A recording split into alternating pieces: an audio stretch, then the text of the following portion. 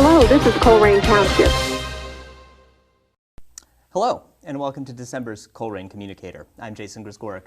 This month we are continuing to explore the medical needs of Colerain Township when it comes to an emergency scenario. Whereas we do not experience hostile situations daily, it is reassuring to know that the protective services are ready in case the need arises. I'm very fortunate to have two of Colerain's finest joining me tonight to explain the TACMED program, or Tactical Medics. I'm very fortunate to have with me Chris Prosser from the Fire Department and, of course, Ken Burtz from the Colerain Township Police Department. Glad that you can both join us tonight. Thanks for having us. Thank Appreciate you. it. Of course, I'm throwing out names: TACMED, medical services, hostile situations. It sounds almost overwhelming, but once you get down to the brass tacks of it, it's plain and simple. What exactly is the TACMED program and what is its purpose? The purpose of the program is to unify both our departments, both the law enforcement and medical element together. We found in the past through case studies and looking at what's happened before the standby and wait policy of the fire department and the medical services waiting for law enforcement to secure the scene. People bleed out and die in that time. As we all know, time is life, so when that occurs, we're not doing our job. So Kenny and I got together a couple years ago and forged an effort to bridge that gap and not allow that to happen in our community. You know, we're talking about, again, these situations that are hostile situations. The first one, obviously, that comes to mind is Columbine. At least from my generation, it's Columbine. That was more than likely the starting point from where this kind of originated. Is that why there is this need?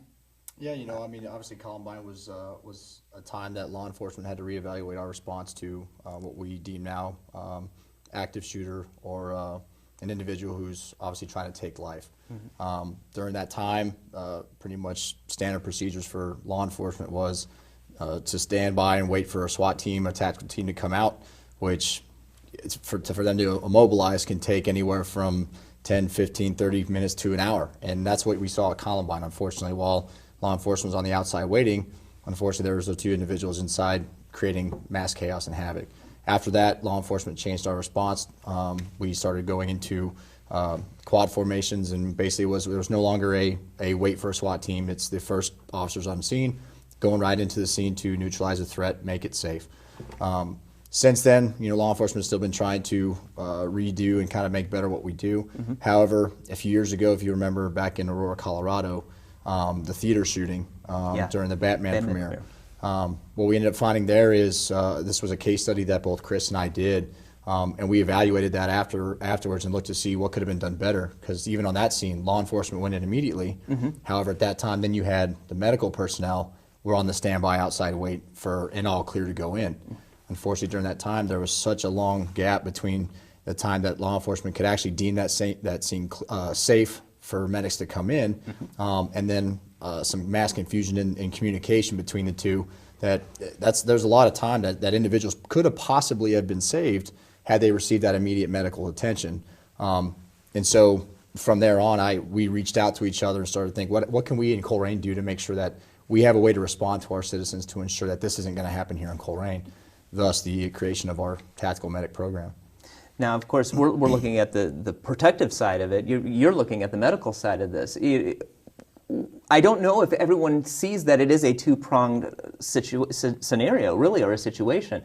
When most people see a tragedy happen, we just expect protective services to come. Mm-hmm. That is, it doesn't matter who it is. We just want to be safe and protected. This is a great way to look at that. Both people need to come together, both units need to come together and go forward.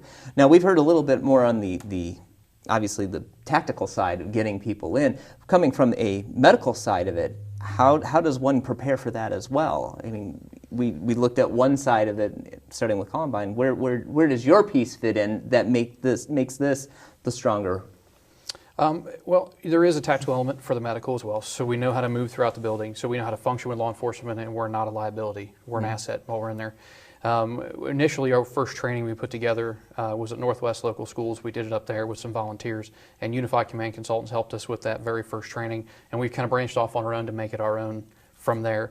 We've done everything from TCCC, Tactical Combat Casualty Care, to looking at new protocols. We've implemented new protocols that were never added before because of this. So this has resulted in a change in the way we do business, not only in an element with our law enforcement, but also the way we do things on the street for trauma patients. So it's actually improving our care there as well. Yeah, someone would, and I'm glad that you brought that up, because someone would ask, okay, so we have a TACMED scenario unit here. We have all these things going on. How does one continually keep that on their shoulders? That's a lot from both aspects, both from the police and fire. This is yet another piece of training that, again, you're making Colerain safe in all aspects. But now, with us, we only have currently 12 medics that are trained, and we only have a certain amount of body armor for those individuals to do that, and medical equipment, which is enough to handle a mass casualty that we've done research on. We would be able to handle one of the largest ones with what we have. Due to the fact that we'd like to have more people on, we are going to add some to that team in the future. And obviously for budgetary reasons, you can't take a 180-man department and make us all in that. So we have a specialized group that focuses on that training to make sure they're the best at it when the time is needed. Is that something highly sought after, or how does one decide and go, well, today I'm going to go talk with Chris in regards to the TACMED program, or especially from the police department side of it as well? Yes, I mean, and we work together on the street, and we get to see, who we feel, would mentally be able to handle a situation that's a little more stressful than the run-of-the-mill day stuff. But yes, they do approach myself, our chain of command. There is a vetting process that they go through, physical agility, and there's additional medical training that they have to attend in order to do this. And if they show proficiency in that, then they can continue on and be a part of the team. What about the police side on that? I mean, is this something that is this is part of your duty, or? Yeah, I mean, as far as our general operations don't really change in this program. Obviously, we respond to one of these critical incidents. Our first priority is obviously to make the scene safe, neutralize a threat, or get somebody in custody. And then at that point, we start attending to anybody who needs the medical care. The only aspect on our end that actually changes now is we are actually escorting our tactical medics into what we deem as a warm zone, one that's not directly putting them in the line of fire, but one that hasn't necessarily been cleared as an all safe. I mean, we could potentially still have a threat somewhere in and around the area, but they're not really in the hot zone, but they're able to come in with us escorted to make sure that they're safe, and so that they can provide the immediate life-saving care that certain victims may need right there. So that's really, as far as the escort aspect, is the only operational change that we're doing. Now, the nice part is with as close as Chris and I have worked together on all this, we've gotten to kind of throw ideas on what we think their medics should be equipped for mentally, physically, as well as on our end. I'm looking for guys on us that really want to take hold of this program and really embrace what we're trying to do here. Sure. And we've also, because our officers need the medical training as well, to save their own, save a partner, and also be able to, in that situation, if there's any delay whatsoever, be able to help someone else that may be dying. So we have been transitioning over and also training with our officers and giving them medical training and equipment, and they've actually purchased medical equipment for themselves, a small amount to take care of your basic trauma needs to help bridge that gap also. So hopefully we don't lose anything there. You made mention earlier in regards to the mental capacity of it as well. Trauma is trauma, whatever way you look at it, but we're stepping into a could possibly be more a gruesome situation. You're talking about that mental capacity or that mental stability. How does one prepare for that, or how do you know one is prepared for that? By seeing how they react on daily runs. We see a lot of gruesome stuff. We see a lot of things that no other human being should have to see, and you keep from your family for sure. And when you just see how people deal with things, and they're okay to deal with them necessarily on the streets, but if you're looking at a possibility of taking shots from an aggressor while you're managing that, you can also tell who is maybe not necessarily suited for that. And at this point, we don't tell people, hey, you have to do this. We pull volunteers, the ones that are interested, prior service, are given priority for that because they've got experience in the field and can actually help us, to make our program better. So that's what we're looking for. And that makes sense. And obviously, the police see, if not more, the same, and probably go through just as much, kind of like a chain of command, as it will, for a mental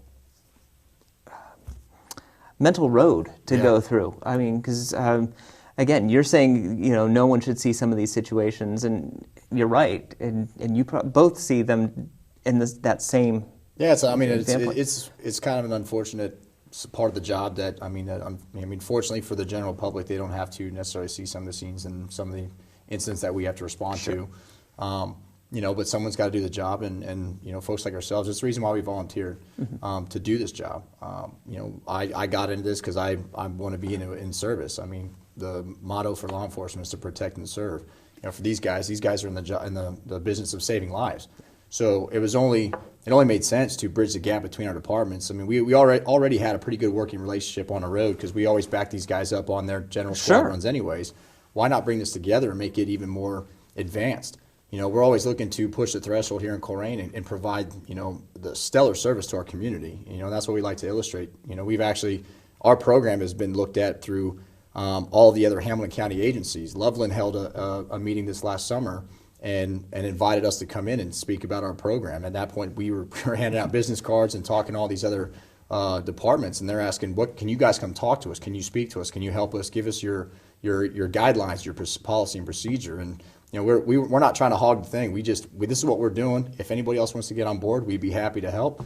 We want it to be a deal that hopefully, if anybody likes what we're doing here, it becomes a way that they can be of service to their community as well. Because there's more that can be done. Well, as we were kind of getting that idea, training is integral to all of this. You talked about your first scenario was at Northwest High School in which you were working with that.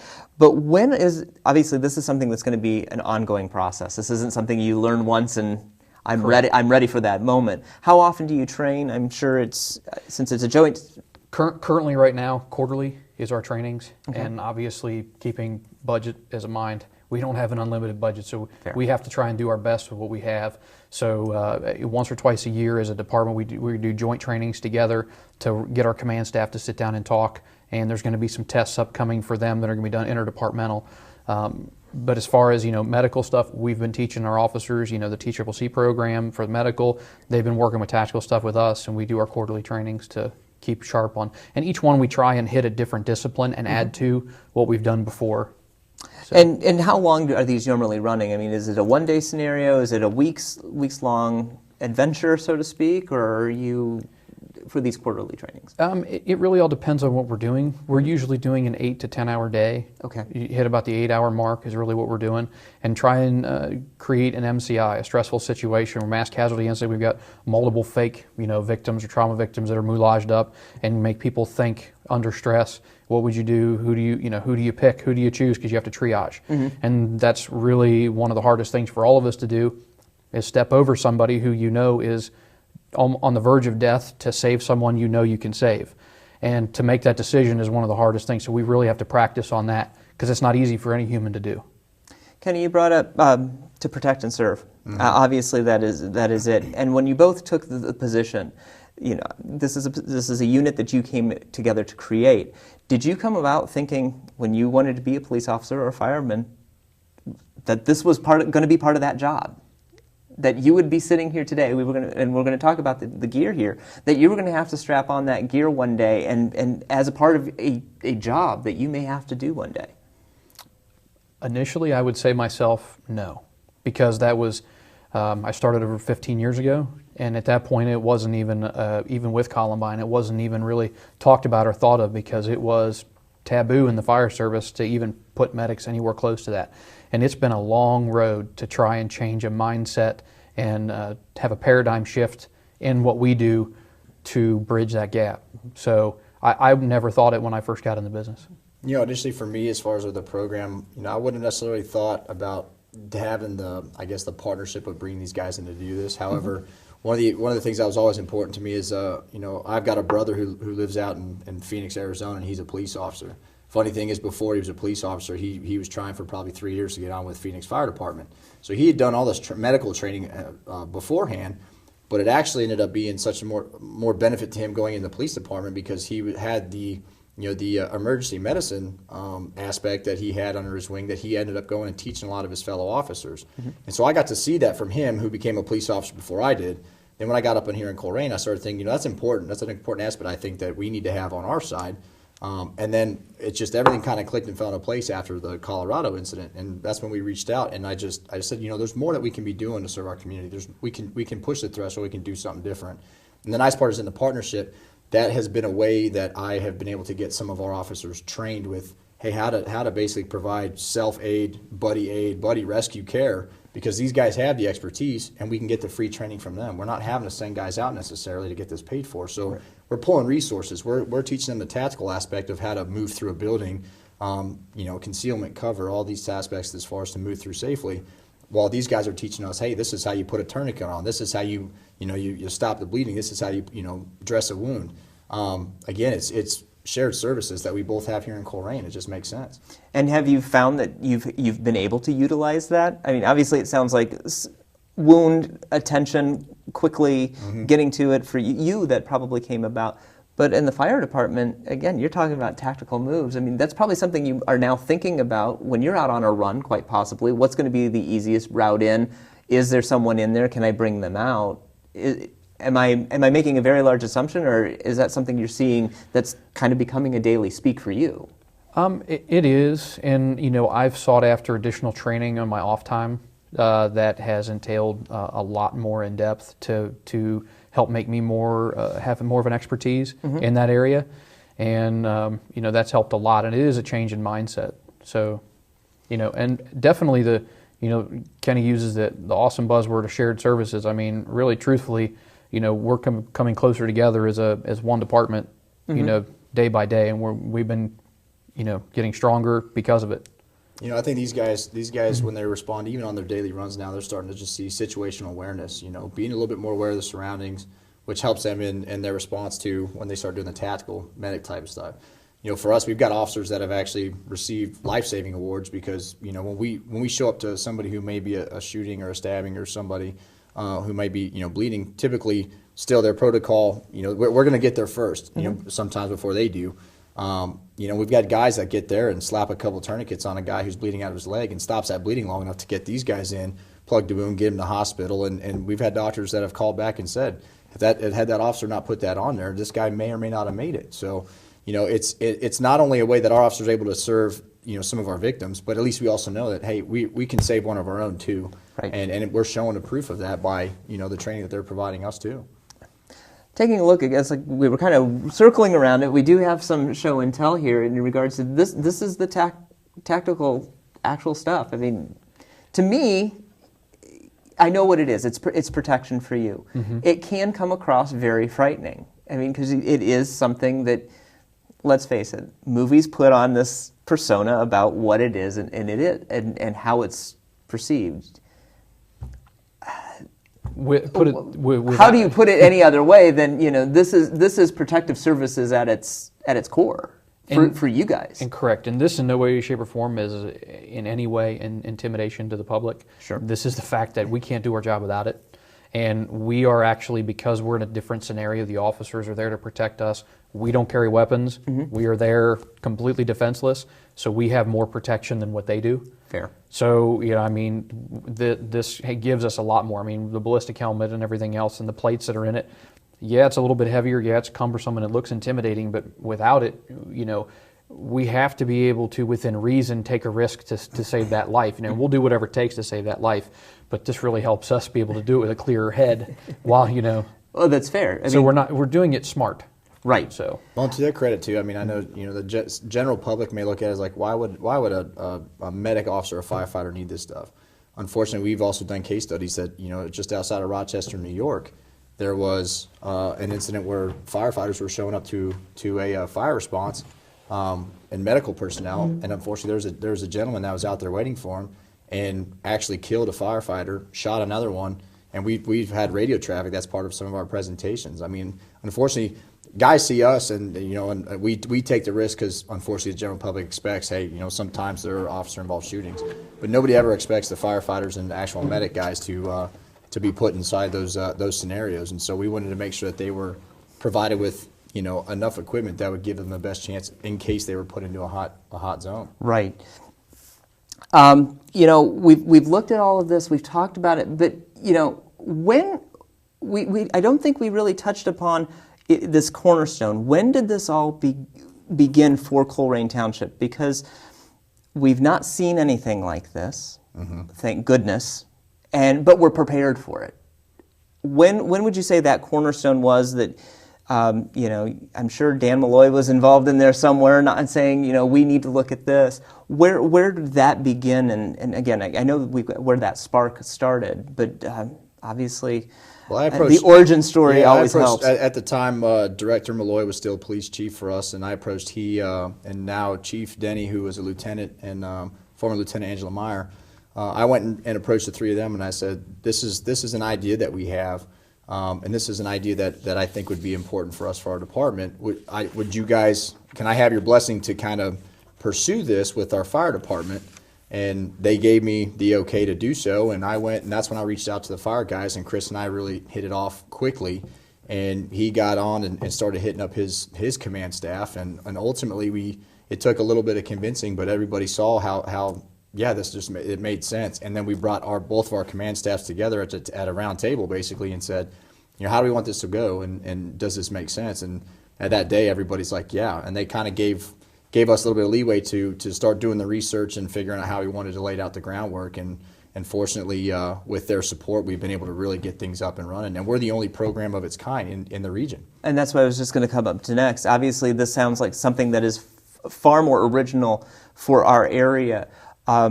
Were there any models that you may have utilized to help form where you are today? And to that matter, you must be being used as a model for those future places, not just in Ohio, but quite frankly, regionally and nationally. Well, when we first started this, no. There was nobody that was doing what we were doing. There were a few different modified rescue programs, they called it, that were not as aggressive as our program of putting our medics in there as fast. So we really didn't have a lot to model this off of. We were the first ones in our area, up Toledo area. They're doing something similar, but not exactly. They're not as aggressive as we are. They don't have necessarily the equipment that we have. So, when we started writing policies, procedures, SOGs, started training, we're saying what is the best way to go about this, and understanding that we're always learning, always evolving to make it better. And yes, people around us, we've been contacted by pretty much every local entity around us in the Cincinnati area, including Cincinnati Fire Department. I've had meetings with their fire chiefs about this, to where they're interested in trying to shift that paradigm in their own departments to do those same things. So it is being looked at seriously. And the nice part too is, when we talk about always trying to push more and provide more service, I mean, we've actually, these guys have gotten, advanced, tactical emergency medicine training. And on top of their training they have as these medics, one of the things that we're kind of trying to get up and running right now is going to be a pilot program, is getting what we're kind of deeming as a supercar first responder unit that is actually going to, the idea is to have a tactical medic riding basically in a police car with a police officer. It's nothing else out there has that we know of. That sounds like something that's one of its kind. It's really much a one of its kind, but part of the idea that was coming from our command staff is, we've got these guys' expertise. Why not try to utilize that even more than just waiting for a mass casualty incident? Sure. Let's get these guys on the road and continue to show the partnership between Colerain Police and Colerain Fire. I mean, part of the thing we really like to highlight is to our citizens is you guys have two departments that aren't trying to work separately. We're trying to work together here. And unfortunately, there's a lot of communities that don't have that, because you get the general jokes back and forth that all the firefighters are here, the police officer there, and and the nice part about us is we don't have that. We always, guys are showing up at the firehouses to eat with these guys when we can and when we have time. I mean, these guys will stop into the police department and say what's up. I mean, you want to see that partnership there, because we like to have them on our runs, and we know, unfortunately, heaven forbid something happens to us, it's going to be these guys that are going to save us. Same thing is we're showing up to have their back on their scenes, because unfortunately they're going in not knowing what they're going into, and they're trying to save somebody's life as well. We're on the last 5 minutes of the program. I always like to bring that crystal ball out. You've already brought the supercar idea out. Where would you like to see this unit go? I mean, it sounds like it's the gelled unit that you need, and if something were to happen, Colerain is ready. But you're already bringing out that there are other things that can be done and should be done. And not as a necessity, as a, well, we need to do this because it's demanded. No, it's because your department feels the necessity for it. Well, we like to think outside the box. I mean, sometimes people get kind of complacent and they're like, well, we can't do that. And it's like, well, why? Have we tried it? So part of what we're doing is, we're gonna try to see how it works out. Showing up on runs where you got one of these guys that are already there that can help out an injured victim. Having the police officer already there initially with the medical staff on their squad runs. What else can you think of? I mean, just not being a follower, but be a leader. And it's not because you want other people to follow. It's that you don't want to fall into the same trap that everybody else has, because 100 years of tradition is impeded by zero progress. Is pretty much what happens. We don't want that, and that's been the staple for most fire departments across the country. So it's really be that leader, not because we want everybody else to follow us, but because we don't want to follow anyone else. We want to set the tone for the best service that is available for our community with what we have. Well, it sounds like the unit is prepared. You guys are those leaders that are going to bring fire and the police together as one unit, and I commend you for it, and I know that the citizens of Colerain Township do the same. No, we appreciate it. Thank you so much. Thanks and thank you for opportunity. taking the time to come and speak with us, because you never know what's going to happen again, but we can always come back and talk about that supercar idea. I'm ready for that. Absolutely. Well, once we get up and running, you guys want to have us back, we'll let you know how it's going. Absolutely. Thank you both for joining us. And thank you for joining us as well. I hope the holiday season brings you the great things that it does. And we enjoyed having you here on Colerain Communicator. Remember, Colerain Township is always a phone call away here on Communicator. We'll talk to you soon and see you in 2015. Take care.